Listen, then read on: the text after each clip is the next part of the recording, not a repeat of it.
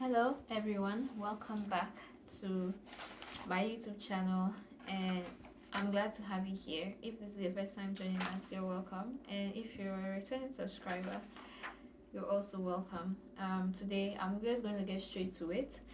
I'm just going to quickly congratulate you first of all. This episode is for um, soon to be hopefully Chevening scholars, and it's basically for those who have applied for Chevening and have received an invitation um,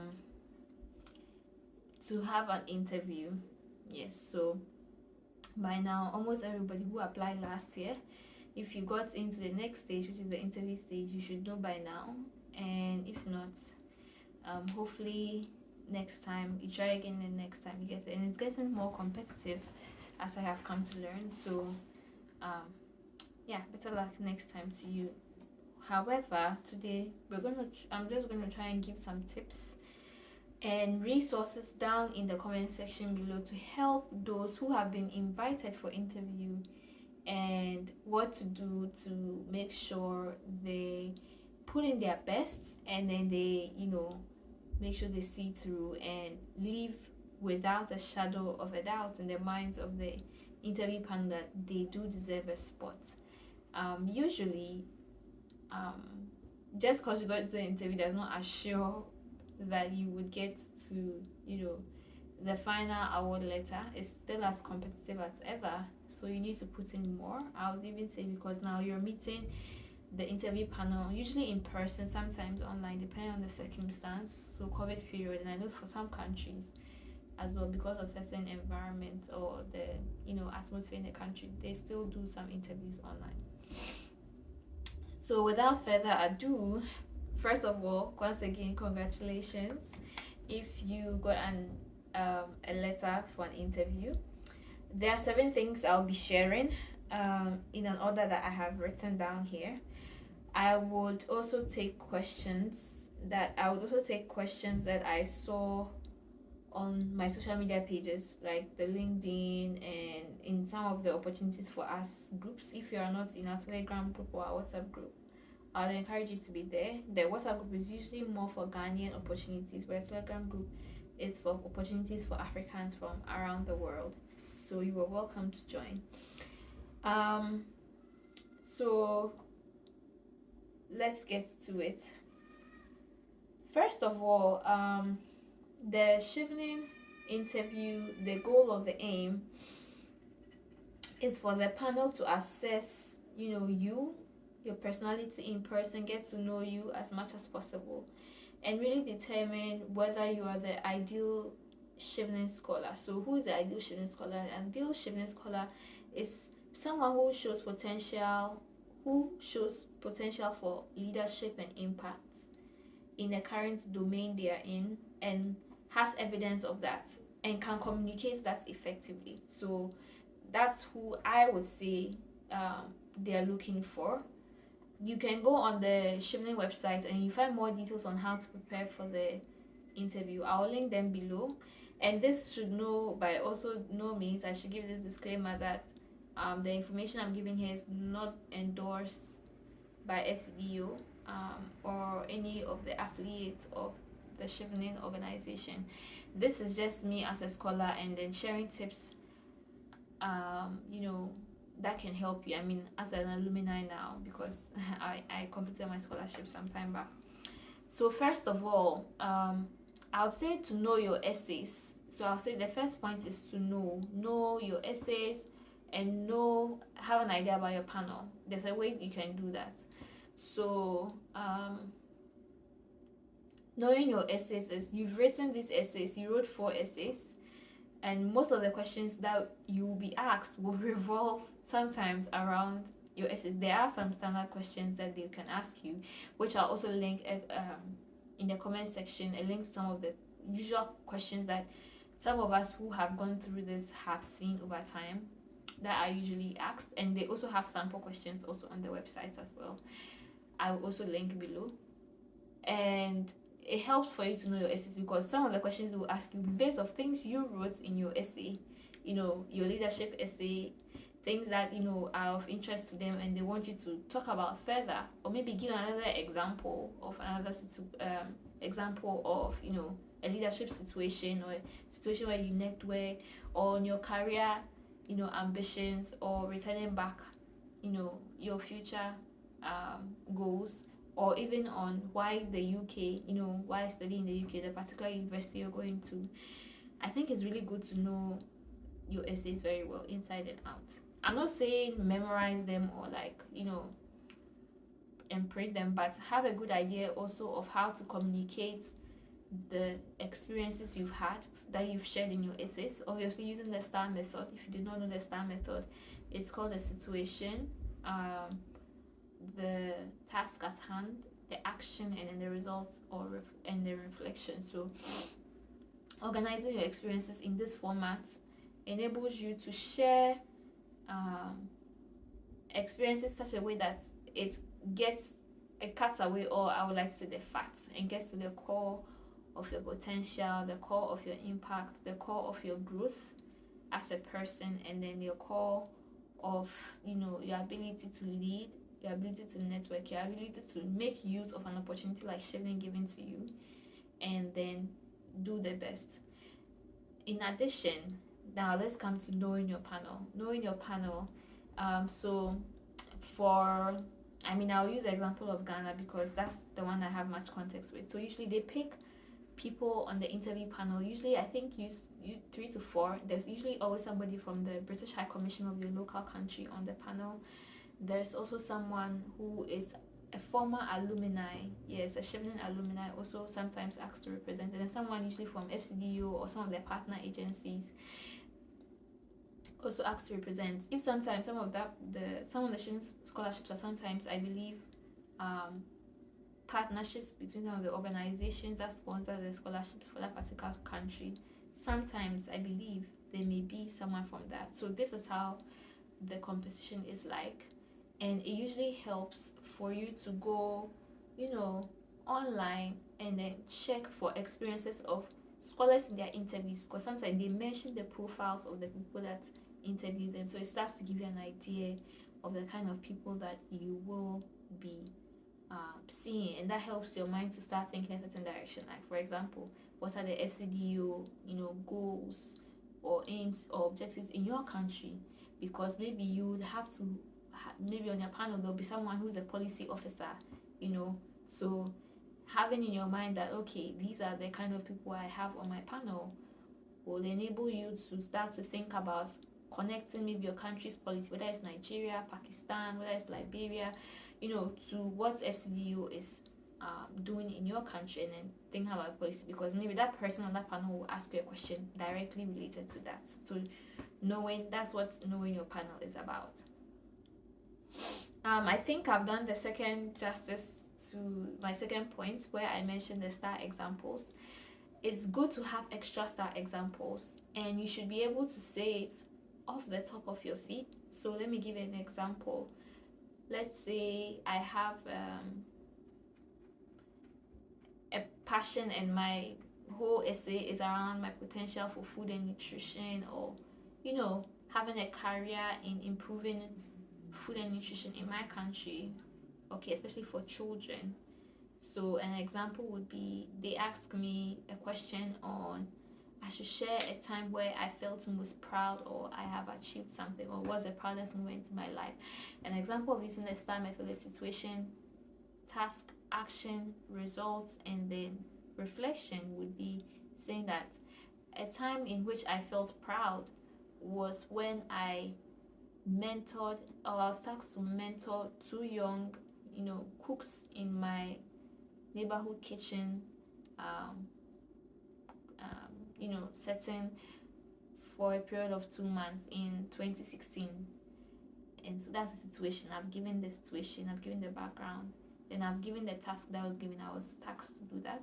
So the action would be, say, I took it upon myself to have conversations with them separately to see their strengths, and also group conversations with them together. I also took my time as a chef to learn of their approaches to cooking by inviting them into my home to cook for me, and then eating their food, and then listening to them share their experiences of their inspiration behind the food.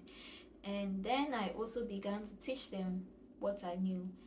And at the end of the 2 months, it turned out that my mentees in the entire competition, the nationwide competition, were the best, and they won national awards. And I'm proud to say that even now at the global level, one of my mentees have gone on to an international cooking show.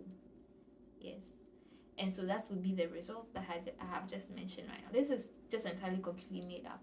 And then additionally, I really usually like to add a reflection. So a reflection point for an example like that would be, say something like, looking back, I was tasked with the opportunity to mentor these, young chefs and young talents to improve cooking and nutrition using ingenious products. But I also learned a lot from my mentees. For example, one in particular who is from the north, which is the tribe that I'm not from. I learned some of the medicinal uses and some of the unique flavors from that part. And so, although the experience was supposed to be me mentoring them and me teaching them, I also learned something from them as well. So sometimes it's good to add some of these elements inside your star situation examples. Even though you've shown that you are proud of them, you have also shown that you've also reflected and learned that you've learned something, and you are proud of learning something from them as well. So taking it into those two angles as well. I really like to emphasize the reflection point for you to use in your interview examples for your star examples, because it helps to give like an added dimension or layer to your interview. And so now we come to practice questions. There are lots of practice questions I'll leave in the comment section, but usually the typical one, I'm just going to run through just maybe 3 or 4 of the questions for practice questions, and I'll leave the rest in the comment section so that you can check them out that extensively. I think I've already given an example with the previous point I made about how to answer the STAR questions, and then they will ask you questions based off of your essay. They will also ask you questions. Sometimes they will try to give you another example of an experience where you learned that is not in your essay, so you should also come prepared. Basic questions, sometimes they always ask you, they usually say, tell me about yourself. Now I think I'll spend time talking about tell me about yourself, because it's like usually one of the first questions that usually can break or make the interview. Tell me about yourself. You should usually talk about things related to your career trajectory and tell a story. Tell a story that brings you all the way back to why you are applying for Chevening and what Chevening will do for you. End with that. Okay, don't tell a story that we don't know where it's heading to, or it leaves us hanging, or leaves some tension in the room, or it's like a cliffhanger of a movie. So, and you also want to make sure, if you've read my newsletters on LinkedIn, something I always talk about in your essays when you're preparing your essays is common thread. The same thing applies to your interview. What are you known for? Maybe you're known in the energy space, you're an energy professional, and maybe there'll be more than one candidate that's an energy professional. Make the thing about your energy career professionalism unique. Maybe you're doing solar energy, maybe you're into renewable energy, maybe you're into the oil sector. Make yourself unique, that when the names are spread out again as a list before all of them, because remember, you're not the only person at that interview stage. Within a day they usually see like maybe 6 to 10, 12 candidates. So you really want to stick out, especially if, let's say, you're the first person in the day. By the end of the day, if they're collating all the points, you should still be able to stick out, because they'll be worn out from all the interviews. They would have forgotten a lot of things that you said, but maybe once they took a look at your name or your picture, there should be one thing that they can remember you by, like your profession. So for example, I had a friend who when he introduced himself, he referred to himself that, oh, my name is so and so, but you can refer to me as Digital Kofi, Digital Kwesi, because he had built his brand, or he had built everything around him, to reflect that he's a digital guy, he's a branding guy, he's all of that. Do you get what I'm trying to say? So At that point, even if let's say they saw 13 people and then they put down all the names, like, oh, yeah, this guy was very interesting. He said he referred to himself as digital because he made himself stand out. So one thing is to do that. If you're in the environment space, the environment space is very wide. We have climate change all the way to environmental science to, you know, climate adapt. Even within climate space, we have climate adaptation, mitigation, ESGs, and all of that. Climate finance. So make sure you are standing out, even if like you're within that space where you know you're telling yourself that, oh, I'm talking about food and nutrition. How specific can you be? Maybe your food and nutrition is focused towards kids and kids and or older people, or maybe young adults living a life. That's how you build your own profession. Or maybe you're a psychologist or a psychotherapist. Like, what added advantages are you bringing? Maybe you're very interested in the fact that depression is a thing. Or maybe you're very as a dietitian, maybe you're very interested in people having more fruits or something. Like, make it like unique and more specific as you can. So I'm gonna give you an example. um, if they say tell me about yourself, I quite recall from my interview I used 3 points to describe myself from the very beginning. So I went something like, um, thank you very much, I am Nanaya Kranchua, and I would like to say I'm resourceful and innovative. And over the past 6 years, I have built a career on environmental engineering, working in rural areas to build water and to help with water pipes, and then sanitation systems like toilets, to help people in rural areas and bridge the goal with SDG 6 to attain um, water and sanitation for all. So this experience over the period of 6 years led me to realize that even as an engineer, we weren't really considering the people that we're working for. So, for example, we'll build toilets in spaces where, people had, religious or ethical reasons. And so after we left, we realized our cultural reasons, and we wouldn't use the facilities as we had envisioned. And so the more I spent time in this space, the more I saw that the people that really had the power to change the way we engineers even worked were the policymakers. And so that led me into exploring opportunities in the policy space, which led me to see the course in so and so university and enabled me to apply. And here I am at the Chevening Scholarship, looking to take on this opportunity to shift from the environmental engineering space to the policy space, to help create a Ghana, or a space where WASH is having not just technical space, but also a WASH that is also looking at the development of the people that the solutions are being curated for. And that is what has brought me here to Chevening today. Thank you very much. So I've given a journey and a story about where I'm coming from, where I am right now, and where I want to go to, and how Chevening will help me get there. Those are the three things you need to do: where you're coming from, where you are, and then where you're going to, and how Chevening can help you get there. I put all of those three together, and I use that to tell you just about who I am. That's just an example, by the way. And so I think that's something like what I said. I remember my tell me about yourself was very long, but looking back now, if I had the opportunity, I would have, made taken out some things and made it a bit shorter. But generally, this was the gist of what I basically said. And so that is something that can help you to have a good idea of how to always link whatever it is that you're going to say, especially about tell me about yourself, back to how Chevening can enable you to achieve that. And also the impact that you make once you have Chevening on board. Show the impact that you're having now, and show the impact that you can have, or Chevening can help you to scale with. Yes, that is very important. So that they can see that, okay, maybe you're helping 50 people right now, right? With Chevening Scholarship, you can help 5,000 people over the next 2 or 3 years. So you're showing the scale. Yeah, that's very important. That doesn't only need to show up in tell me about yourself. You can show that or drop that in there throughout many of the other questions. Another question that you can do that actually is with the career opportunities. They will ask you, what do you intend to do after your Chevening scholarship? And you can say, immediately after finishing, I want to do this for the next 2 to 3 years.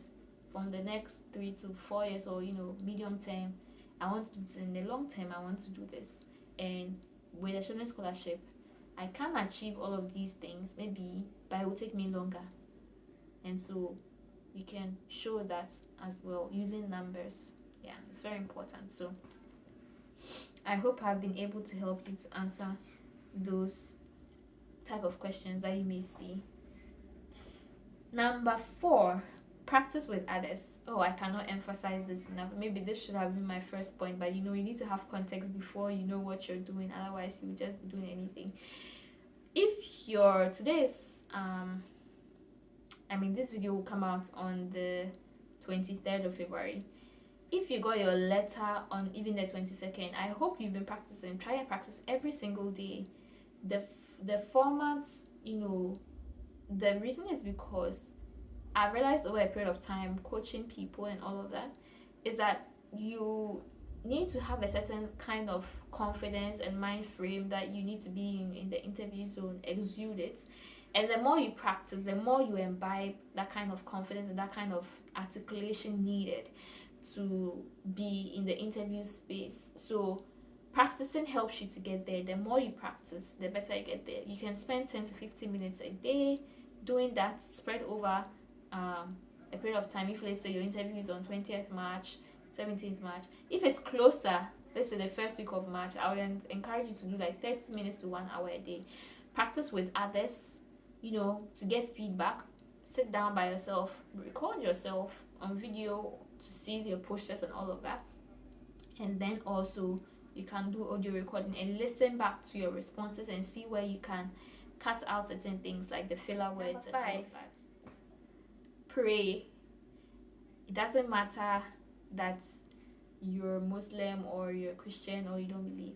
I feel like the point of Chevening is super competitive. So sometimes it's not even about how good you are.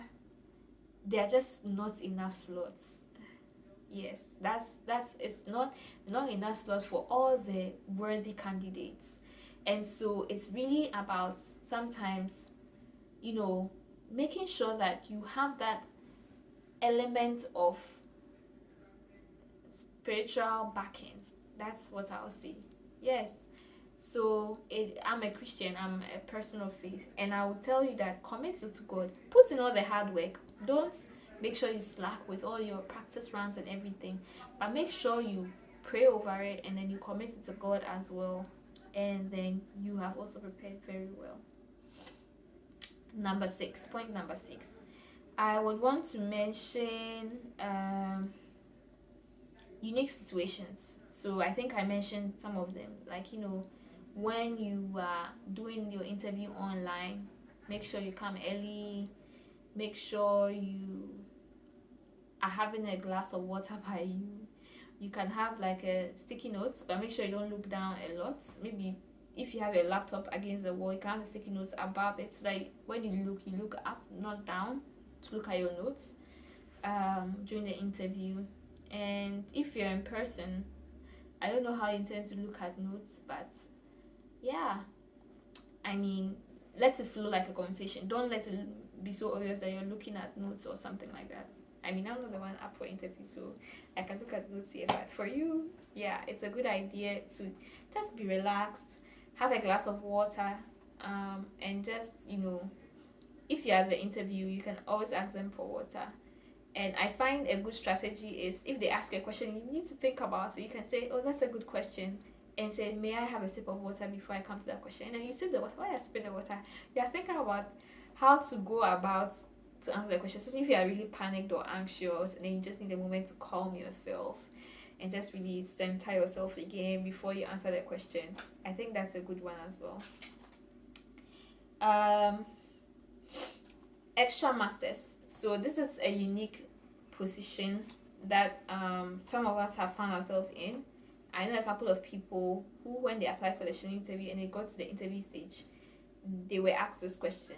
I wasn't asked this question, but I also applying for Chevening. That was my second master's. So if maybe you're watching this video and you already have a master's, and then you're trying to get another master's, they may ask you why are you getting another master's. You need to have a good answer. Usually it's maybe because you're doing a career transition. Just be honest and let them know, and give them really solid points that prove the conviction that you're going with. If maybe it's just to further explore something within the space you're already in, go ahead and then share what it is articulately. I usually think the best way you can do that is to like kind of number the points that you give. So for example, if you're saying something and you're giving a good argument, you say first of all, secondly, thirdly. You can do that also in the interview. I think it would also help them to also be able to follow what you're saying as well, and clearly see the points you have stipulated as well. Let's say you come late. Don't be too overwhelmed. I've seen, I think, two posts online that show that the people came late for the Chevening interview, but at the end of the day they were selected. So this is not to encourage you to come late. Please try as much as possible to be there. But if you do happen to get there late, don't let it affect you so much. Don't keep over apologizing, or keep referring to that. Just apologize and then move on, and then let's take it on from there as well. Those are some of the unique situations I want to also mention. I got this question, so that's the number 7 that I will talk about.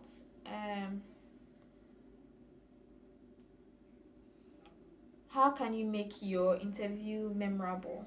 It's a good question, and I think you should actually make yourself memorable. I think I talked about a bit of it in the first point I made, where I talked about the fact that you want to, have something that you're known for in the interview room to be in the minds of the interview panel. I mentioned a friend that he branded himself as my name is so and so, and then he said, but you can call me Jita Kofi, Jita Ama. So just so that they could if they remember the person. I'll give you very good examples. When I was preparing for my Chevening interview, there was someone from the Ghana alumni. They did like these videos, which I've also mentioned. You can go on Chevening Ghana alumni. They do like a road to Chevening. They bring all the some of the past alumni, and then actually some of the scholars that have recently won, to talk about how to prepare for some of the interviews, and it was very helpful, very insightful. There was this one by Joel Anaman of that year, 2021, 2022, I believe. Yes. And he talked about how he stayed memorable was when they asked him a question about how he's preparing for the UK, a question like that. And he said, oh, he's preparing by learning how to shave his hair because he keeps a bald hair. And then they were like, and he was like, yeah, because I read up on the prices of barbering hair in London, and it's like, I decided I'm not going to spend £100 on that also. And so I decided that I have to teach myself how to barb my hair. Now is the moment, now is the time. And so I've been taking lessons from my barber. He's been teaching me how to barb my hair, so that when I get this scholarship, when I go, I can barb my own hair and save myself the €100. I can probably treat myself or something like that.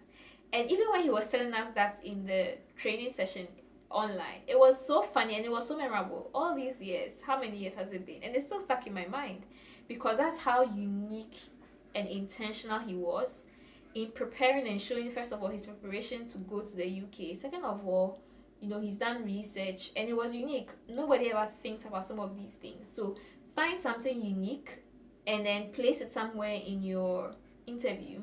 It doesn't have to be in the tell me about yourself. It doesn't have to be, preparing for the UK. It can be something that they will just remember you by. And I think that's really one of the best. I also had friend tell me that he believes how he was memorable was he's in the health space, so he brought his kits. So he developed like these kits for rural people in the area, like these kind of useful first aid kits very affordable. And he brought a sample of that kit with him to the interview room, okay, and showed it to them and had them try it out to show the kind of work he was doing, as a health professional for the rural people in the rural area. I think that was very fantastic of him.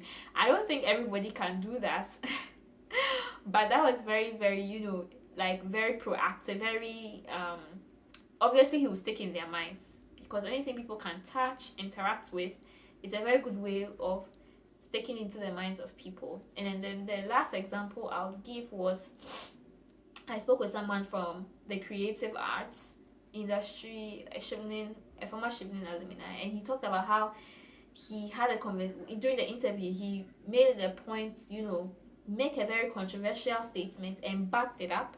So he was talking about how he went through the history of the, number of people, alumni from that country who had been winning the scholarships, and he realized that most of them were like STEM, health, very few to little to no, creative arts. He actually did such an extensive research that he found the last person who won, a creative arts person who won, you know, a scholarship from Chevening was maybe like 10 years ago. And he made a very point that, one of the FCDU, or like one of the British Council, the UK's points is impact in the arts and media. And then here in my country, it seems like all the scholars, I don't know if it's not because maybe creative arts people are not applying, but I'm a creative and I'm really interested in, doing so and so in the creative arts and bringing that interaction between the UK creative art space into my country's art space. So like he made a very good argument.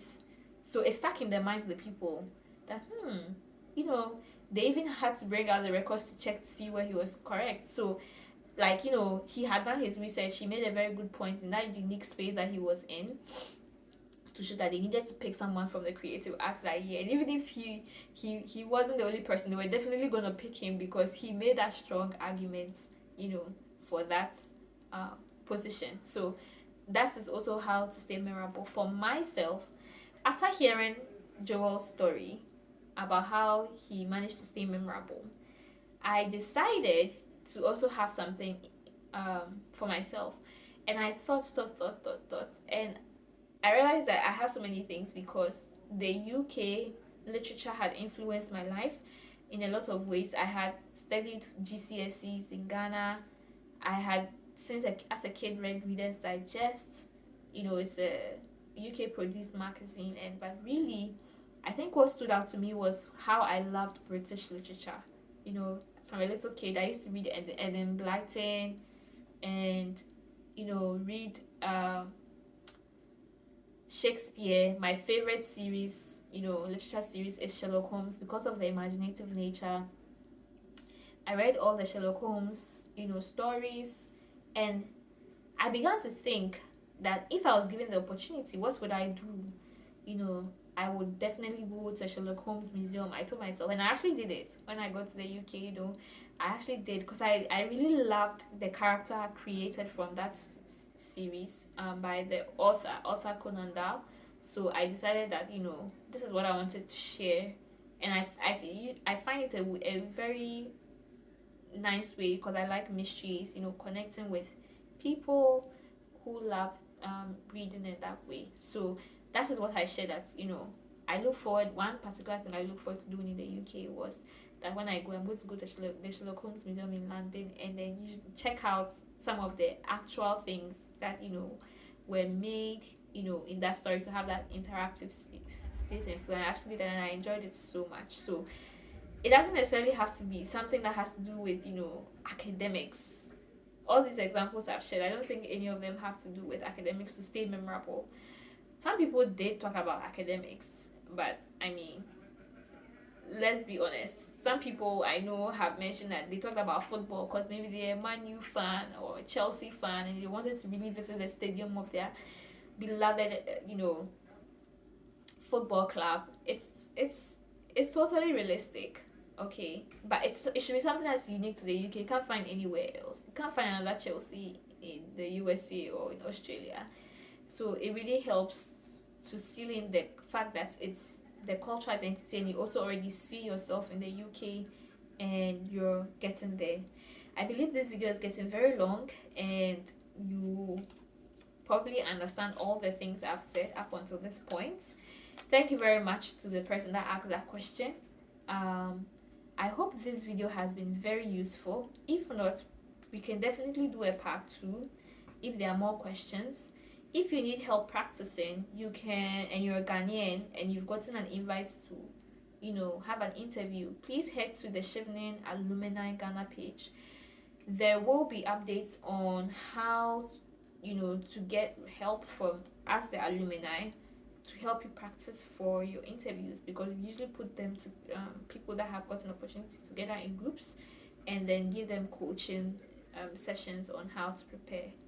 Remember, £40,000 plus worth of scholarship, your tuition, your everything is in there. It's available for grabs, and it's like a hot chair or hot seat that 10 people are grabbing for, and you're also one of the people grabbing for. So you need to make sure you put in your all. This is not a time to relax and say, okay, I got this interview, I'm at this point. So just make sure you've gone all over and dotted all your I's and then crossed out all your T's. I wish you the very best, and hopefully by July, when the final award letters come out, we'll be celebrating together. Thank you so much for watching this video, and all the best.